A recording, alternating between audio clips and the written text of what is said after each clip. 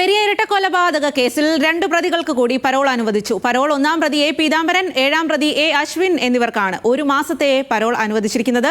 Sareesh P K ആണ് വിവരങ്ങളുമായി ചേരുന്നത്. സരീഷ്, പരോൾ അനുവദിച്ചുകൊണ്ട് കോടതി എന്തെല്ലാമാണ് പറഞ്ഞത്? ജയിൽ അതോറിറ്റിയാണ് ഇതുമായി ബന്ധപ്പെട്ട് ഇപ്പോൾ പരോൾ അനുവദിച്ചിരിക്കുന്നത്.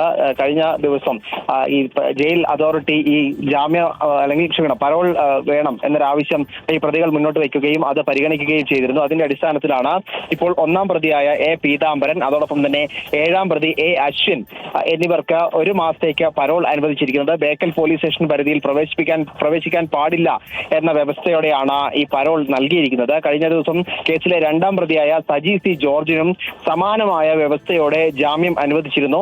കൂട്ടത്തോടെ ഈ കേസിലെ പ്രതികൾക്ക് ജാമ്യം അനുവദിക്കുന്നു എന്ന് കോൺഗ്രസ് ഉൾപ്പെടെയുള്ള പാർട്ടികൾ പ്രതിഷേധം ഉയർത്തുന്നതിനിടയിലാണ് യഥാർത്ഥത്തിൽ ജീവപര്യന്തം തടവിന് ശിക്ഷിച്ച 1-ാം പ്രതി ഉൾപ്പെടെയുള്ളവർക്ക് ഇപ്പോൾ പരോൾ അനുവദിച്ചിരിക്കുന്നത്. എന്തായാലും ജയിൽ അതോറിറ്റി, അതായത് ആർക്കൊക്കെ പരോൾ നൽകണം, ഏതൊക്കെ പരോൾ നിഷേധിക്കണം എന്ന് തീരുമാനിക്കുന്നത് ജയിൽ അതോറിറ്റിയാണ്. ആ ജയിൽ അതോറിറ്റിയിൽ പി ജയരാജൻ ഉൾപ്പെടെയുള്ളവരുണ്ട്. അപ്പോൾ സ്വാഭാവികമായും ഈ അപേക്ഷ എത്തിയിരിക്കുന്നത് അവർക്ക് മുന്നിലാണ്. ഈ ജയിൽ അതോറിറ്റിയാണ് ഇപ്പോൾ ഈ 2 പ്രതികൾക്കും, അതായത് 1-ാം പ്രതിയായ പീതാംബരനും ഒപ്പം തന്നെ 7-ാം പ്രതിയായ അശ്വിനും പരോൾ അനുവദിച്ചുകൊണ്ട് ഉത്തരവ് ഇറക്കിയിരിക്കുന്നത്.